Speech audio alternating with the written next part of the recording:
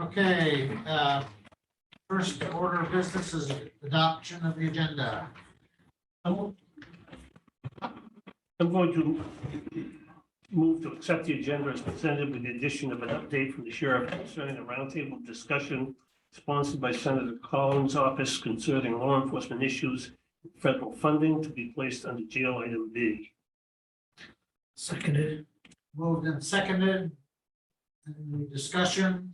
All in favor? Aye. Aye. So unanimous. Next item is public comment. Is there anyone here to take advantage of this time?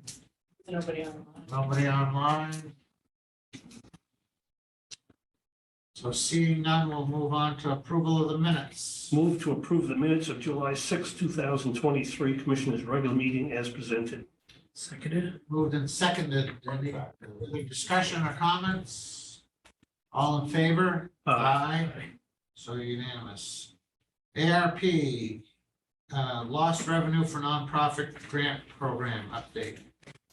This was actually your, Gentlemen, the reason I've asked that we reconsider this is a request, but honestly, from one of the recipients that we had back when we had the ARPA Lost Revenue Grant Program. And whether or not there would be any additional funds from ARPA for those entities who submitted applications that didn't get the full reimbursement of their request. We only partially funded those. And I've done a quick review here, and it appears that there may be 1, 2, 3, 4, 5, 6, 7, 8, and may have been 9 that we didn't fully fund, but I haven't done the value of those. But I'm curious.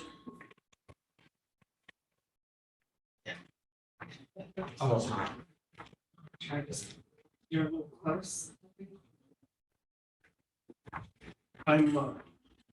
If you recall, when we set this up, it was one of the first programs that we did. It's one of the first disbursements of our funds that we did. And of course, back then, we had no idea what we were going to spend the money for, how much we were going to spend on what areas. Broadband was a good example. We set aside $5 million and thought we'd eat right through that the first few months. And we still have a lot of that funds left. And the same is true with the Lost Revenue Grant Program.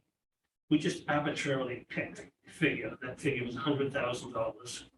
And the first round came through, and there was a limit of 10,000. And we didn't even meet that $100,000 threshold. Went back, dispersed the balance of that 100,000, and still left several that were less than fully funded for the losses they incurred from the COVID. And now that we're nearly 2 years into the program, I'm wondering if we couldn't go back and, considering the funds still left in that account, and with the understanding, of course, that this was one of the programs that was directly related to what got us the funds in the first place. We got these funds because of COVID. The lost revenue that these applicants told us about was a direct result of the COVID. And it just seems to me that of all the funds that we got, that perhaps we could consider another disbursement, not opening it up to everybody. Everybody had an opportunity to tell us how much money they lost, but to simply go back and look at the list that we had received originally, identify those that didn't get fully reimbursed, and consider making an additional disbursement from ARPA funds to assist them. Is there any interest in doing that? Michael, didn't we close that program out? We transfer money out of that, close it out? So technically, that's back in the lump sum budgets for ARPA, yes. I mean, it doesn't mean really a paper transfer. I mean, that's what it is anyway. Well, we took action to close it out. Yeah. And that's what I thought. Two questions that I would have just in terms of before you go too far. One, if you looked at the criteria, it's my understanding that you evaluate it based on a variety of factors. So Yeah. whatever you do decide, if you do decide to do it, I just kind of need to know if that's changing or it's, what you're going to develop for criteria, I guess. And then the other question is, I'm assuming that if you didn't have, if somebody was fully funded, so they got the 10,000, then you don't want to, I don't say you don't want to hear from them, but they're not going to be eligible for any additional money. If that's what I'm understanding from what you're proposing. Well, gentlemen, in response to both of those, first of all, I'm not proposing to open this up again for new applications. So the criteria is really irrelevant because we established the criteria. We identified these people as meeting the original criteria. And then we decided how much of that loss we need to reimburse. I'm only saying, and so we don't have to go back and review the criteria to see if they've met it because we've already determined that. All I'm suggesting is that we identify those people, those applicants who didn't get fully reimbursed for their losses and perhaps put a dollar value on it and see how much of that, if not all of it, that we want to reimburse back to only those applicants. There shouldn't be, we shouldn't be considering allowing people to apply now when they had the ability to apply a year ago. This program was in place. We advertised it well. We even made some exceptions for some late applications, as I remember. And I believe we should just recognize those people who applied originally and with some emphasis on those people that suffered significant losses that we didn't reimburse. So the issue really is just identifying this, whatever I said there was here, 9, 10, 11, identifying the amount of money that didn't get reimbursed that they asked for, and how much of that we consider reimbursing. My point is, I think we took official action to close that. That's, I guess, a question. If Bill is right and we didn't go close it. Wait a minute, I didn't say that. We extinguished, we exhausted, all the funds we had set aside for this project. That's, I don't, the money was out, gone. That's why the second round depleted that fund, and it was that purpose. I'm saying that whether we closed it out or not, we have the ability to open it up again. And I'm saying we do that. We open it up. We identify those applicants who didn't get fully funded, the amount of money that represents, and decide whether or not we wanted to reimburse an additional amount to those people of some or all of the amount that they, of the loss they suffered. So I don't think it has anything to do with whether or not we closed it out. These are ARPA funds. We can do as we want with it. The criteria says that lost revenue from nonprofits is a say lawful, but it's an appropriate use of the funds. And again, I argue that this is the one thing, COVID didn't cause a shortage of broadband. And when you think about all the money we're spending to support broadband, it had nothing to do with COVID. But some of these people suffered, tens of thousands of dollars in losses from COVID. And maybe we should appropriate more of our funds towards COVID-related issues and a little less towards non-COVID related issues. So it looks to me like when we did it, we had a 300,000 is what we had budgeted. We expended $225,894.70. And it was $74,105.30 that went back to the balance, I guess you could say, general fund for it.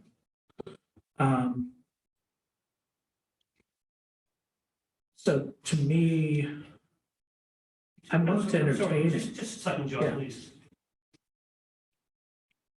For the nonprofit grant project. Yeah. Yeah, it was 300,000. Yeah. I thought the intent of the second round was was to exhaust the full 300,000? No, I think we just looked at the top people that didn't get what they'd requested and made a decision to, And the grant did get 10,000. The grant got 17.5 because they got another, because when we did the second, no, they got 27. yeah, They got 17.5 in the second round. They got Yes. 10,000 in the first. Yes, And these Acadia Fire, I'm looking at the sheet, Monica. Everything from Acadia Fire down under December 8th got the second round funding. Is that correct? I don't have the sheet Okay. here. Well, you made awards of $10,000 from ARPA funds in September. so they've gotten 27.5. Right. And I'm not sure. So that's basically 10% of everything spent. A little more. Well, Home though got, Oh, no, excuse me.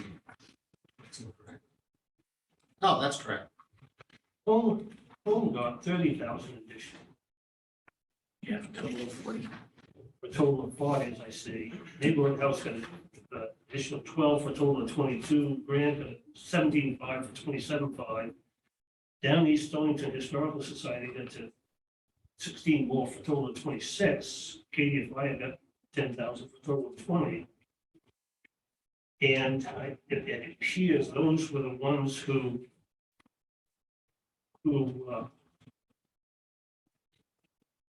So, Well, and that's what I don't understand, John, is that, for example, Northeast Historic Film Society and whatnot suffered 14.8, but we gave them 10 in the first round and nothing in the second.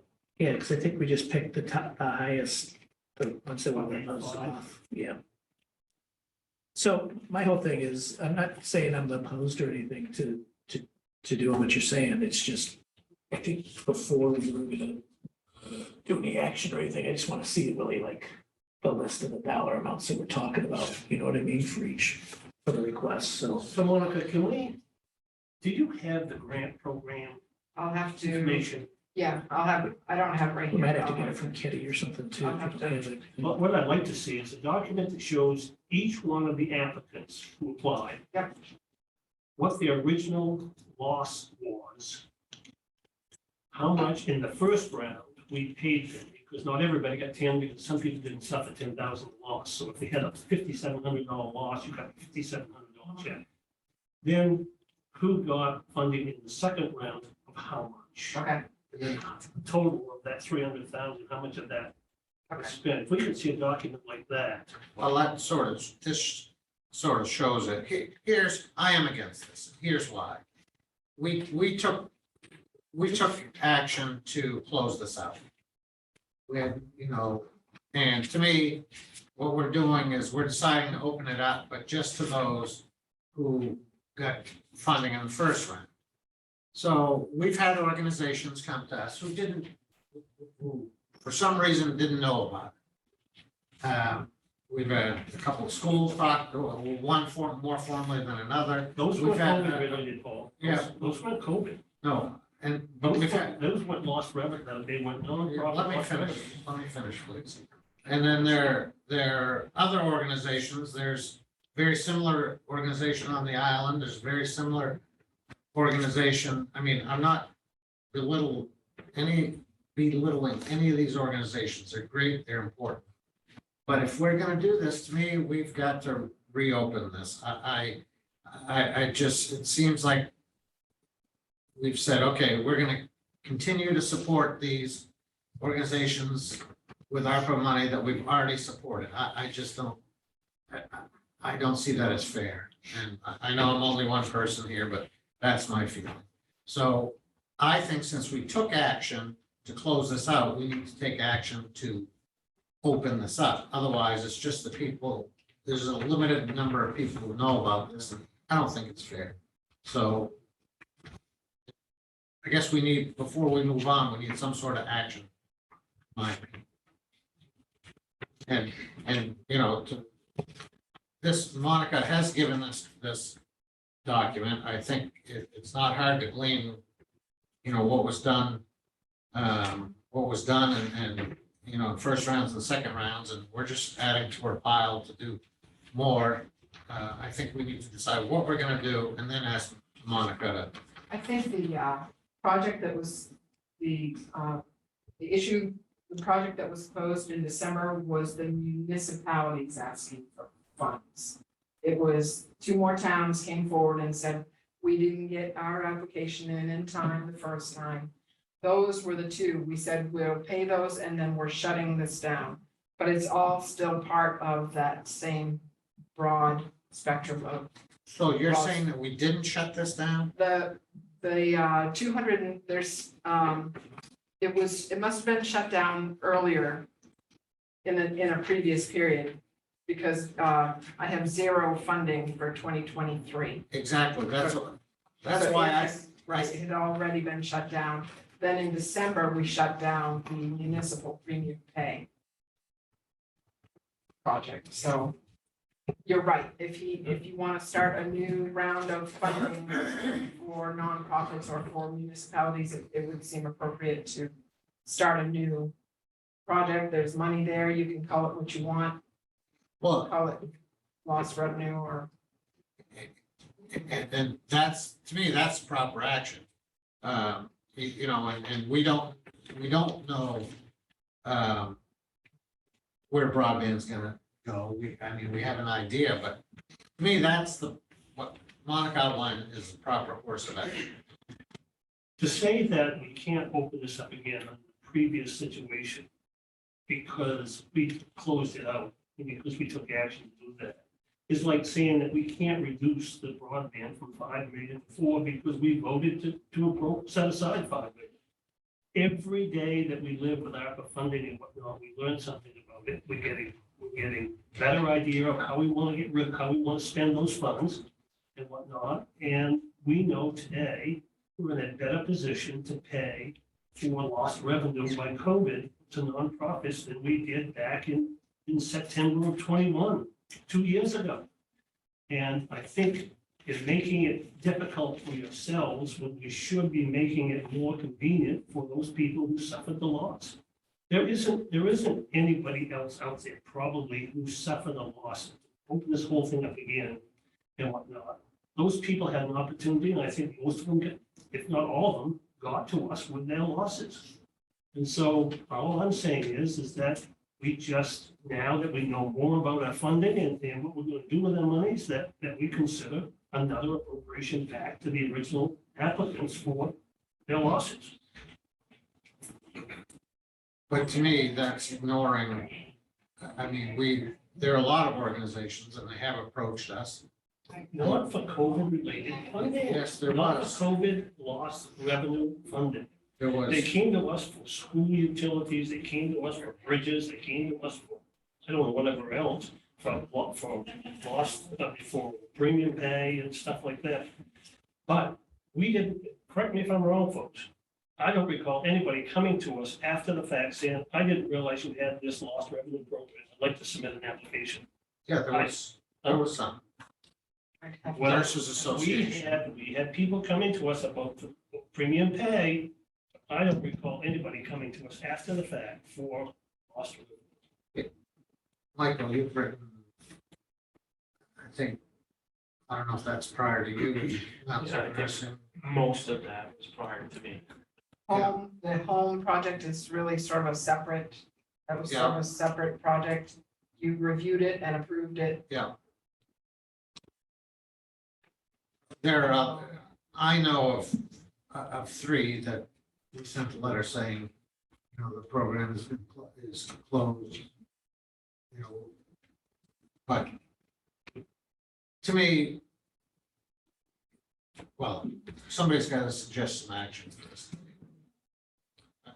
Well, the only other thing I would say about it is I kind of figured at some point in our use of the funds that we'd probably go back again Yes, to some kind of a nonprofit grant we talked. when we had a real narrow vision of really how much funds we had left after we took care of some of the priorities that we've committed to.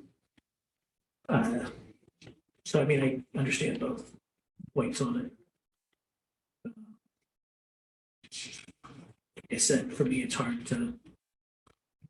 I understand the philosophical point of it's closed out. You are uncomfortable with the idea of opening it back up again.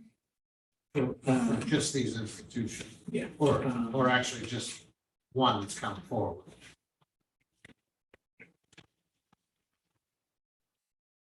So is anybody suggesting any action moving forward? Or? What are you saying, John? Not Well, I today? think in the end, I think in the end, I still would like to see what we'd be talking about financially if we were to do your suggestion, Bill. So I'm good with just looking at the numbers and then a decision can be made. So I guess that's where it stands. And we'll look for a report, Mark, about move on, how much they lost, first and second funding, the amount that we spent, and get it back on the agenda. Well, and John, are you suggesting just funding those? Yeah, Or you fund, or, yeah, for what we want Monica to do, that's all I want to see. and then we'll decide, And then What then the we can make a program looks decision like. if it, yeah, if it We won't appropriate. decide the program's been decided. All we want to decide is, do we want to reimburse the applicants who didn't get fully reimbursed for their losses, that's all. This is the same program, just opening it back up for continuing funding for the original applicants. Right? Is that how what you're thinking, Joe? Well, yeah, I just want to see, yeah, I mean, you're not. I'm not committed to it, I just want to see what financially what we're talking about. I guess we can have the discussion, and then if we get that report. yeah, is that doable? Do you have that information? Yeah. Okay, because that's the only thing that's missing from this report is really what their original loss was, right? Yeah, I'll put it together. Well, the applications would have said what they were requesting, and then also presumably one of those questions were asked. Well, yeah, what's the Kitty did loss? research to know whether the request bared Well, the test too, of like where they came up with the dollar amounts, because I know she like, there's criteria. And so, well, that's why I was asking before about the criteria, not to recreate anything, but I just reading this, it made it sound like that as a group that you made a decision based on the final dollar amount on some criteria. So I didn't know if you're. If you go back to the original applications, Kitty evaluated those criteria, basically worked with Scott, and they basically approved an amount that each applicant appeared to approve. and obviously some of them maxed out, so I mean, really, pretty much anybody that's under 10,000, you know, is getting any more money. Yeah, that's the When you point. see the first round and you see the number up there, it's like 6,000 for Bethany. She didn't ask for 10. Yeah. She asked for 6, 38 for whatever Or, that is. you know, they could have asked for 12, but then they looked at the numbers and Kitty's like, no, your real revenue losses that you can prove is only whatever, $6,500. So that's what we'll approve. What we for. don't see on this report, of course, is how much we didn't reimburse from their losses they claimed. All right, Okay, so I so- guess we know where we're going. Well, I'm not sure if staff does. Do you have a clear view of See- I think we know what you.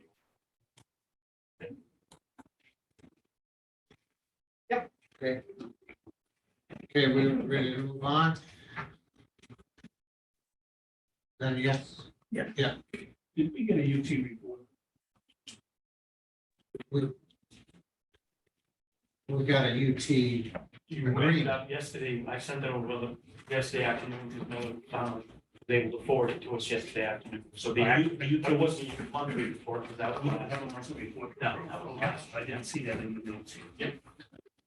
Okay, so UT, I'm gonna move to approve the fire and EMS agreement with the town of Howland for Township 3, Township 4, the north half of Township 41, and West Lake area of Township 40 is presented in the annual sum of, Michael,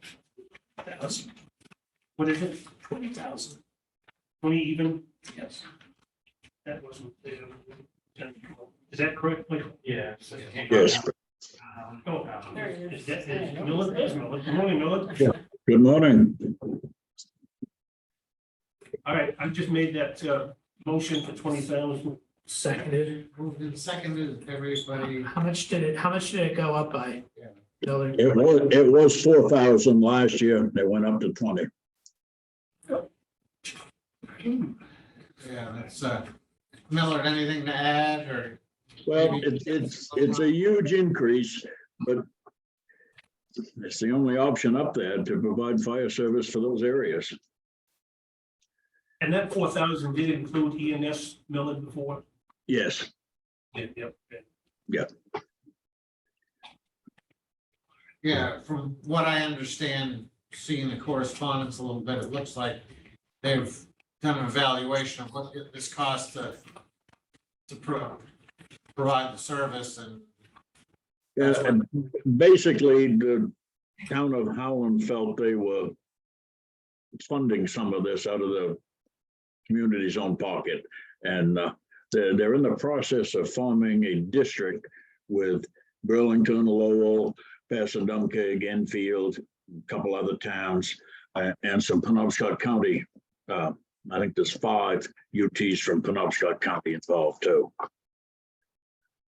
So they're kind of changing horses and making it so the residents of Howland aren't funding fire and EMS for other communities.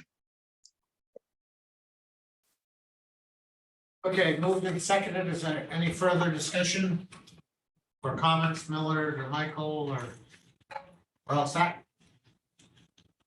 All in favor? Aye. Aye. So unanimous. Airport. I'm gonna move to approve the project. Commissioners, but before you move on, we had a phone conference call yesterday with Steve Wagner from Redmond Winchell discussing Three Rivers Solar. And their options as far as moving forward with a TIF and community benefit agreements. And I felt that if we got into a TIF, the commissioners would naturally want to do a community benefit agreement as well. But I think there's an agreement that Mike has with Redmond Winchell that needs to be addressed. We didn't make it for this agenda, but Yeah, Michael, That's the one I sent to you. Yeah, before. So, yeah, next agenda. that's gonna be on the next agenda, thank you. right? Yep. All set, Miller? Thank you. Thank you, Miller. So I'm gonna move to approve the project scoping and site data procurement contract with Jacobs Engineering and authorize the chair to sign. Seconded. Moved and seconded. Anything to add on that one, Michael, or I'm not sure I see Leroy. Yeah, I'm out here. I'm out here in radio land somewhere. Anything to add? No, this is just all part of that easements and environmental assessment and this thing that's been dragging on since 2018. It's just another hurdle. Great. Great, Michael, you're all set. We're ready to vote. All in favor? Aye. Aye. Aye. So unanimous. Thank you. Thank you. Next up is the jail. Request approval to hire Maston Fletcher of Bangor's full-time corrections officer effective July 29th at pay level 9A with full benefits. So moved. Seconded. Moved and seconded. Tim, anything to add? Ready to vote? All in favor? Aye. Aye. Aye. So unanimous, thank you. And then sheriff. We added, pardon? Sheriff was added in. Pardon? I guess the sheriff was added in. Is that- Yes. Yeah. Yes. My understanding, well, good morning. Okay. My understanding from what I heard was they wanted some information on the meeting that I attended with Susan Collins. Yep, But I I think that's also what, yeah. requested to share with you information that I got from the second meeting yesterday with Lieutenant Johnson. So is that all part of this? We don't want to have that. Well, you can update it. The action on that is not on the agenda, so that should be posted. We can do that on the on the next meeting, right? Because that's not, If you're looking to approve that, I don't know if you're. No, I'm not looking for approval. I just wanted to share the information that I Yeah, got that'd be great. yesterday. Yeah. So that's okay to talk about that today, or do you want to put it on the next meeting? you can We give want us, the roundtable, but not the update on the state police. you can give us a quick update. We'll probably be looking for something as a meet for the next meeting packet. That fair? You're the ones that stick one on this agenda, Paul. What? If you could give us just quick updates. Okay, you want to start with the roundtable discussion that I had yesterday? Yesterday, I attended that meeting at Hudson College, University, excuse me, with several other sheriffs, chiefs from around the area. And that was hosted by Susan Collins. She had representatives from her offices in Scarborough and Bangor. Former federal prosecutor was there. There were 3 people from DC that were there. And this meeting was to just make us that attended that meeting aware of federal grant programs that are out there. Now, most of those were grant programs that are posted on their websites. Cox grants, grants for equipment and those types of things. So it was really just to share the information and let everybody know, meet some of the people that we would contact if we had any questions about them. There are currently no grant applications open. They closed in March of this year, and they're going through the process of evaluating them and awarding the grant money that they have for this year. So they will notify us, when those grants applications were open again. So that the meeting lasted about an hour and a half. There were very few questions from the law enforcement side, but they were, the group that came were very cordial, and any questions that were asked, they answered very good. So Are there things moving forward, are there things that we can take advantage of or? depending on what we're looking at, a couple of the things that I was not aware of, some of the equipment that we could purchase through some other ones. I mean, they talked about grants from Department of Agriculture, they talked different locations that you wouldn't normally think about with law enforcement. You know, law enforcement, you think about Cox grants and those types of things. But there very well could be some things that we could take advantage of, yes. Great. Questions? Any questions or? All set? No, we're all set. And then you're just gonna give us a quick outline of, I'll give you a quick outline. Last week, I got an email from Lieutenant Johnston that he wanted to have a discussion about the resource sharing agreement. I've signed nothing at this point. I don't plan on signing anything until we nail down some things. I forwarded you, I believe that went through, Mike, correct? What his proposal that he had changed and added some things. There's one good thing that I saw in there, and then there are most of the other things I definitely remember for our operation. The one thing is that state police has 2 behavioral health program coordinators.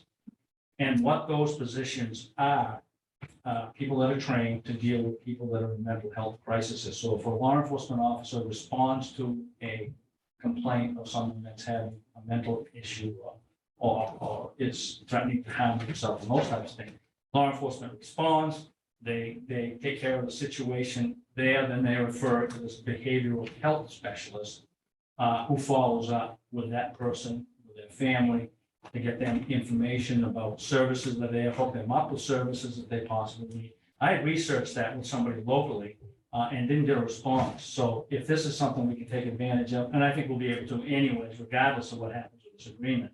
It's a good, the person that he told me that we would be utilizing is someone who we know. She's a very professional, skilled, talented person and would be a great asset to us. So that's something that I am going to continue to pursue.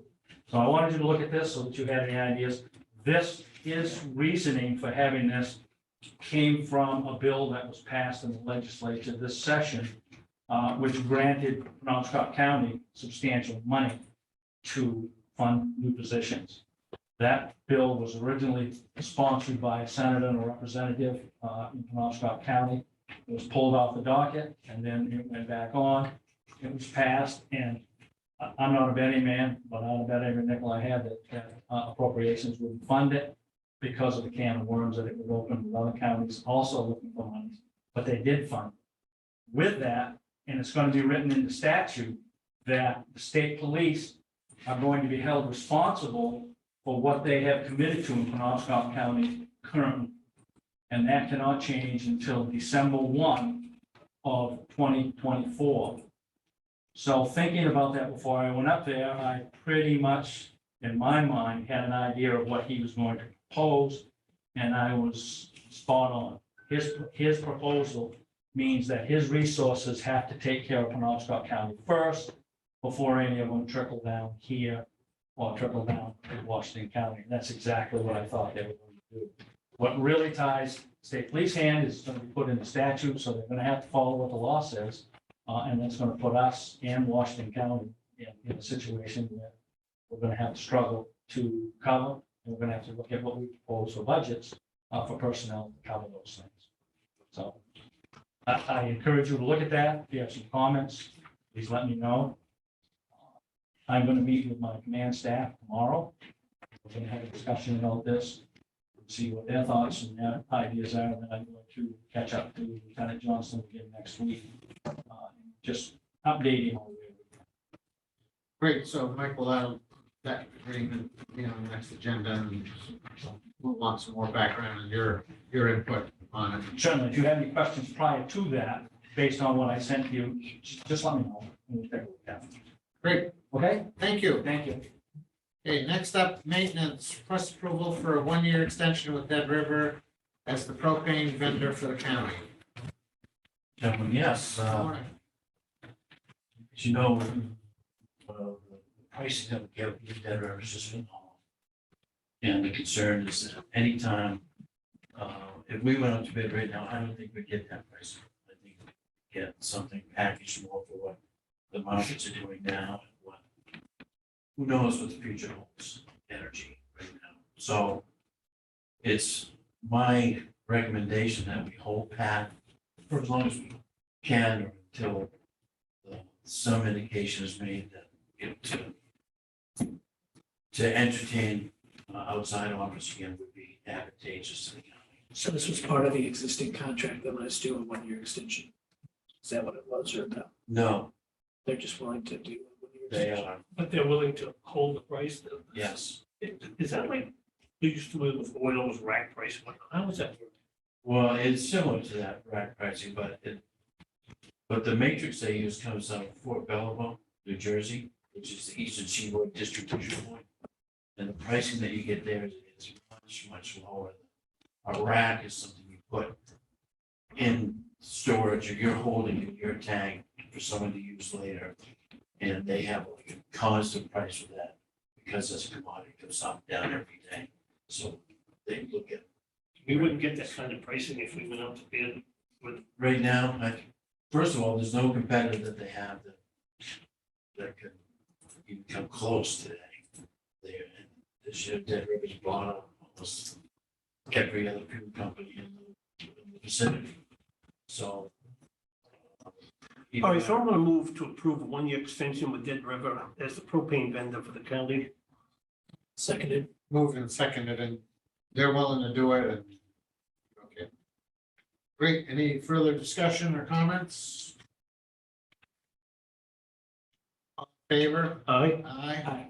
So unanimous, thank you. Thank you, Jim. And with respect to the SO steps, we're looking at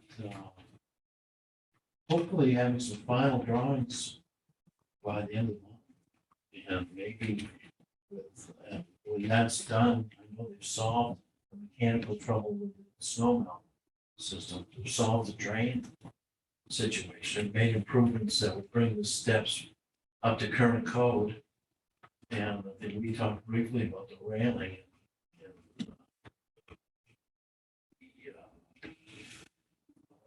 the availability of different products. But aside from that, as long as Shay is ready to go, I'm optimistic we might be able to get this done this year. Got my fingers crossed. I made no promises, but I really like to see it done. And I know everyone involved with it as well, so. Great, thank you.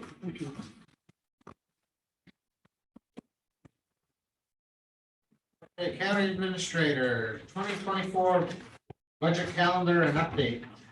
So I'll just provide you with a quick update, and then I do have a question as well, but, so you probably been following a little bit, but I did send updated the calendar, talked the last time, sent it out to the legislative delegation, all those members.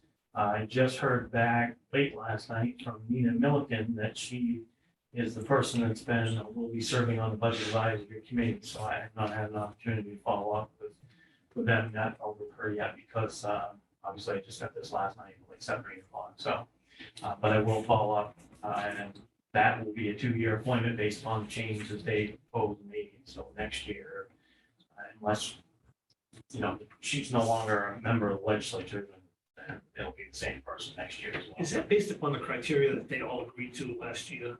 Yes. Yeah, and they put it in law, they did get approved in this last session, so I'll put it in as a bill when they did get approved, I should say, so.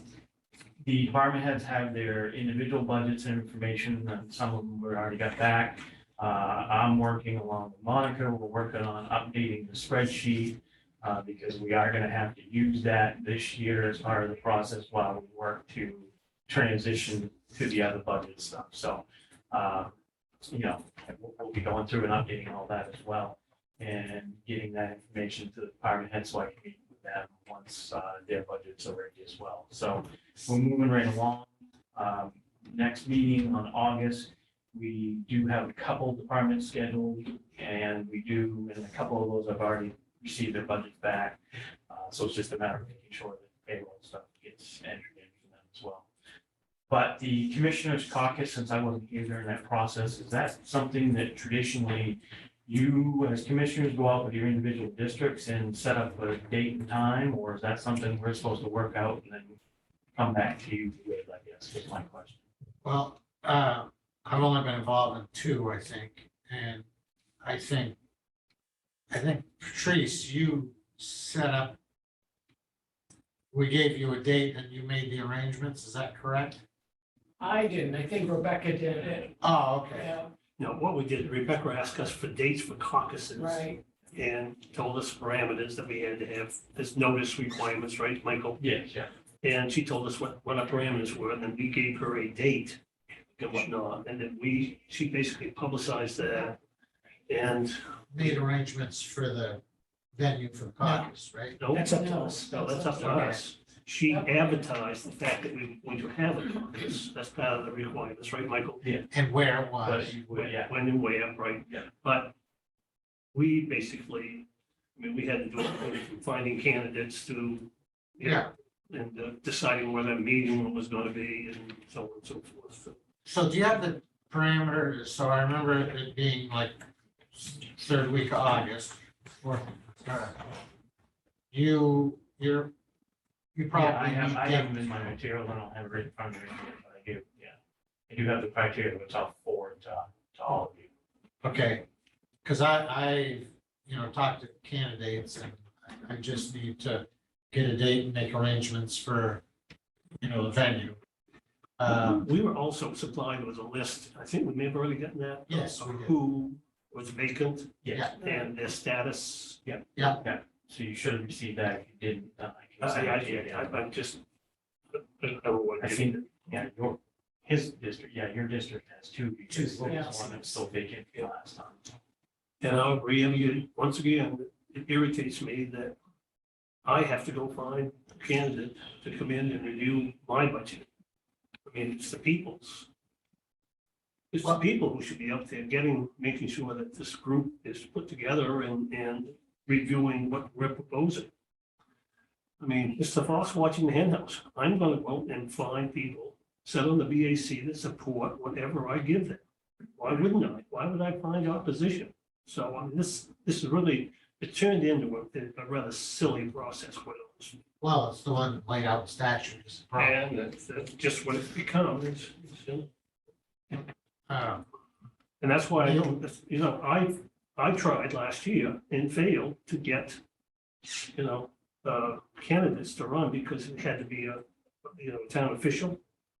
I'm gonna do that again. I'm gonna ask Patrice that you help me with that because I want to send a personal letter to each community that has in my district, asking them if they have somebody who wants to serve. I don't get any response. There's a member of the BAC that's gonna go vacant because I have no choice. Well, what I've done is just, I call them, I call the communities and I, and luckily I've, so far I've had good luck, but you're right, it's, I did call the communities where I knew the people. But got 13 to 14 communities. Yeah. Anyways, so, can you get us the date range, and then I'll try to make arrangements. Will you help us with posting? Yeah, oh, yeah. you thought that date range was sometime in third, fourth week in August? Yeah, yeah. Is that what it was last year? Yeah, last year we were around the 20th or so, around that date range period. Yeah, And I seem to remember, John, that we had it right after commissioners meeting. Same day as the commissioners meeting. I mean, we scheduled it for like 1 o'clock in the afternoon or something. yeah, That's up to you. yeah. It's up to each one of us to decide what day and time we want to do it. Yeah, if we had a date range, I can make all the arrangements and get it for mine and Yeah, and get that back to us so we can get it advertised. Yeah. do you, but you don't know now whether that's the week of the 17th or the week of the week of the 14th or the week of the 21st? I'm gonna say it's towards the 21st, it's the tail, it's towards that, and it's towards the end of the month. I recall what deadline period was. Is there a problem with doing it earlier? No, I don't believe so. I mean, Well, there's posting requirement. yeah, that's the only issue, is that we just have to have enough time to be able to post it, generally over a week's notice, anyway, a week to 10 days, but probably 10 days. But And your date is not dependent on ours.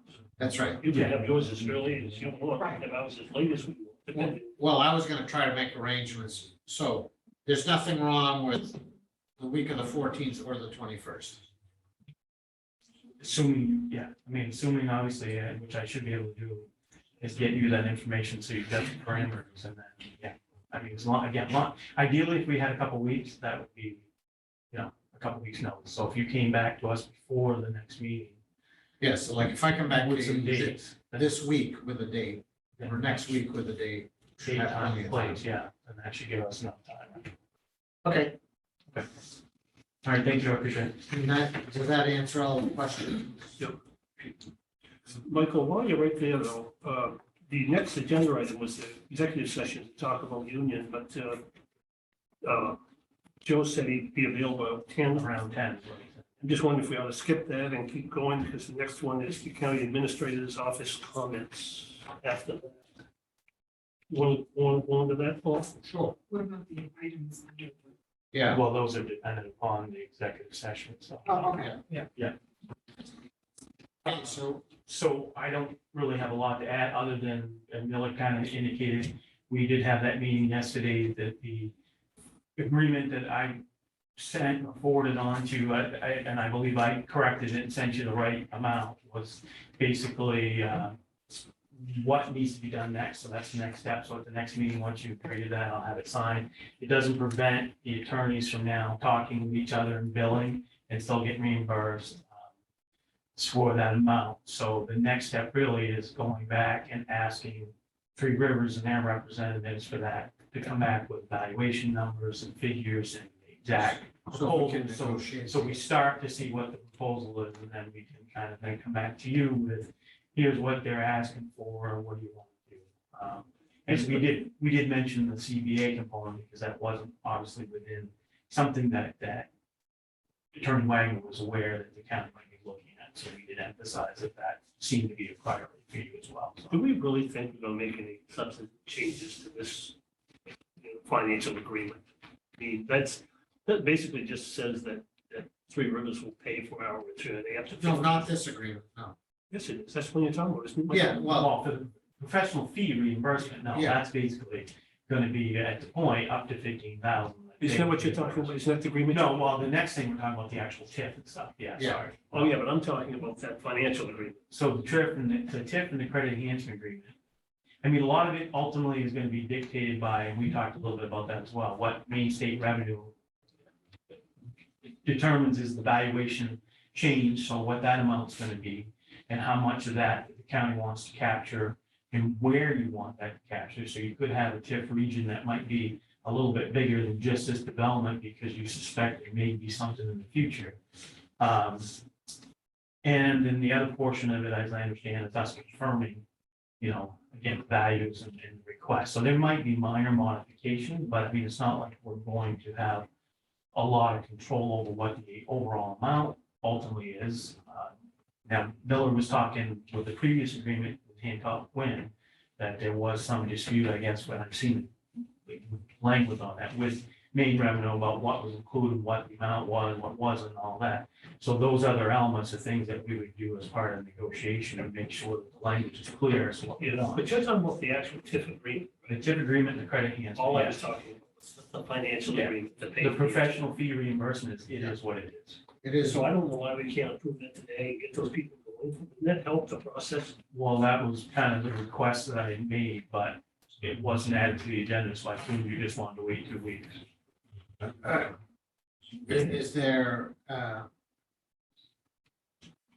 is there, I was I under mean, the it's impression it's that set there up was for me, no, it's set up for me to sign the final copy they sent back over to put my name on. it. So I Well, mean, he said if there was issues and whatnot, that 2 weeks wouldn't give him heartburn, but there isn't any issues. And as Michael said, it's ready for signature. We're not gonna make any changes to that, Rich. okay, you'd rather see action today? I mean, it doesn't matter either way to me. It's just that gets back to the commission and your policy for what's on the agenda, what's not on the agenda, I guess. And who wants to make a motion, I guess, so. Do you want to action today? Yes, I do. Okay. I'm going to move that we approve the professional fee reimbursement agreement between the Three Rivers Solar Power LLC and the county as presented. Good enough, Michael? Yeah, just clarification, and is that authorizing me to sign on the county? And authorize the county administrator to sign. Okay, thank you. Seconded. Moved and seconded. Any further discussion? All in favor? All right, Aye. Any opposed? So unanimous. Okay, so we don't need to add that to the. All right. Thank you. That's all I had for my comments. Okay, commissioner comments and suggestions. Bill? is this something new? It is, it was in the rules of order that, That had been adopted. that had been adopted, and Michael and I were just discussing it, and thought this might be a place to, So give me an idea, I mean, what would you anticipate? some issue you want to see on the next agenda, or anything else you want to say? Jeepers.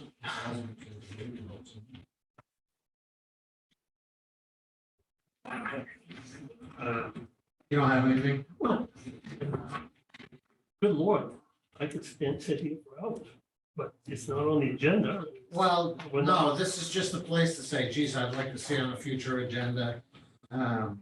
You know, workshop on ARP, or somebody said that RCC did a good job, or, just something like that. Or no action at this time. Yeah, or you don't have anything I to don't say. have anything. Okay, you don't have anything. No comment. Okay, well, I guess that didn't get a very favorable response. But it is in our rules of order, so, Guess we should review that. okay, next item, commissioners. Executive session under MRSA Title 1, 4056D for union contract negotiations. So moved. Seconded. Moved and seconded. All in favor? Aye. Aye. So unanimous, none opposed. We Okay, we'll take a brief break to wind down. On to executive session.